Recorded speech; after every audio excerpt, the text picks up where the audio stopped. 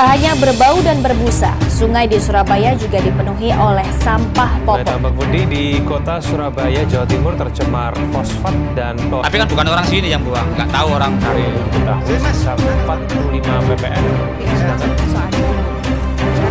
Surabaya.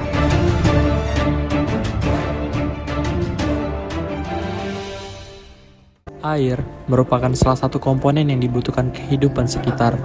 Air merupakan sumber kehidupan. Semua makhluk hidup di sekitar membutuhkan air. Akan tetapi, hal ini tidak dimanfaatkan dengan baik oleh masyarakat sekitar. Sebaliknya, warga sekitar kebanyakan menyalahgunakan kelebihan ini dengan cara mencemarinya. Hampir 71% permukaan bumi diselimuti oleh air. Salah satunya adalah Kali Surabaya yang berada di Kecamatan Mulyorejo. Pencemaran air itu apa sih? Jadi, pencemaran air itu adalah suatu perubahan keadaan di tempat penampungan air. Contohnya di danau, di sungai, laut, dan di air tanah yang disebabkan oleh aktivitas manusia. Air yang tercemar memiliki ciri-ciri yaitu berwarna, berbau, dan beracun. Kita pastinya sering melihat air yang berwarna keruh dan berbau serta tercampur dengan limbah dan sampah dalam kehidupan kita. Sumber dari pencemaran air ini berasal dari manapun. Contohnya aja seperti dari limbah industri yang dibuang ke sungai. Selanjutnya, kenapa sih kita melakukan kegiatan ini? Kita melakukan kegiatan ini itu untuk mencapai beberapa tujuan. Yang pertama yaitu mengetahui kondisi permukiman di daerah pinggiran sungai serta kondisi sungai di masa sekarang. Yang kedua, mengetahui pengaruh kondisi sungai terhadap lingkungan sekitar. Dan yang terakhir, kita ingin memberikan solusi untuk mengatasi permasalahan-permasalahan yang kita temukan sewaktu observasi. Berdasarkan hasil observasi yang kami lakukan di sungai area Mulyorejo ini, sungai ini tercemar. Bahkan warnanya cenderung kehitam-hitaman. Terdapat banyak sampah di area tepi sungai. Sampah ini didominasi oleh limbah rumah tangga seperti sampah plastik. Hal ini dapat berakibat buruk bagi lingkungan sekitarnya, yaitu dapat menjadi tempat perkembangbiakan nyamuk.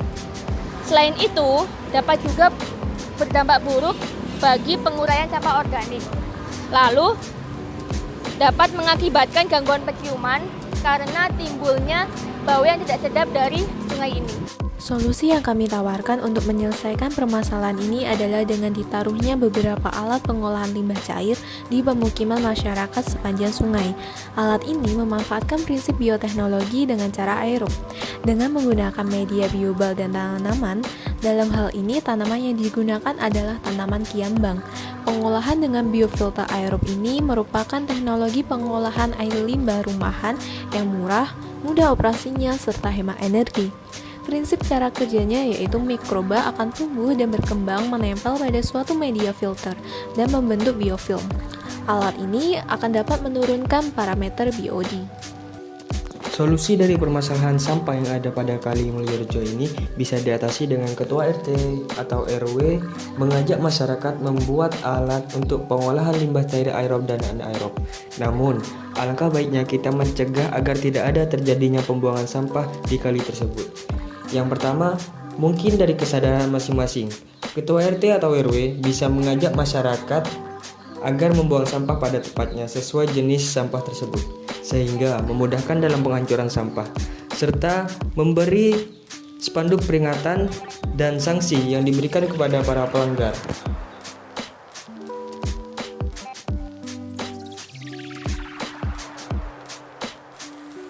Melihat air sebagai komponen utama kehidupan yang mutlak dibutuhkan manusia, baik secara kualitas maupun kuantitasnya, pencemaran air harus segera diatasi.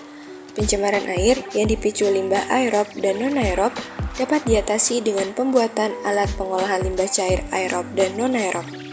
Selain itu, dukungan dan peran masyarakat juga diperlukan, seperti bijak dalam mengolah limbah sebelum dibuang dan program rutin gotong royong membersihkan sungai.